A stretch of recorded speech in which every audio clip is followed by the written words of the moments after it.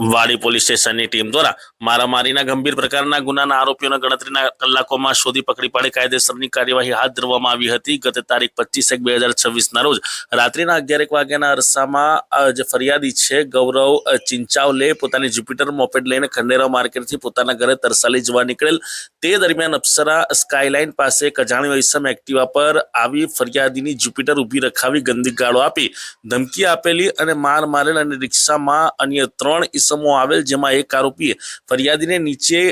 પાડી દંડા જેવા સાધન વડે ડાબા પગે તથા જમણા હાથની આંગળી પર ફટકો મારી ઈજા પહોંચાડી હતી તથા અન્ય 3 અજાણ્યા ઈસમોએ ભેગા મળી ગળદાપાટુનો માર મારી ગંદી ગાળો આપી એકબીજાની મદદગારી કરી ગુનો કરેલો હોય અને તે ગુનો કરી તેઓ નાસી ગયેલો હોય ત્યારે આ ગુનાના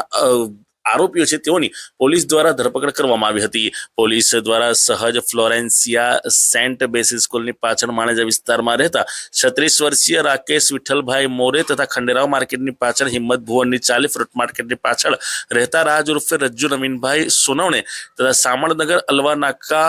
પાછળ માદલપુર વિસ્તારમાં રહેતા રાહુલ ઉર્ફે ભુવાજી હસમુખભાઈ શર્મા, કિશન ઉર્ફે વિષ્ણુ રામાભાઈ વણઝારા અને ધવલ ઉર્ફે બાબુ કિશનભાઈ સાલુંકે આ 5 ઈસમોને ઝડપી પાડી કાયદેસરની કાર્યવાહી હાથ ધરવામાં આવી હતી અને એક ઈસમ હાલ પોલીસ પકડથી દૂર છે।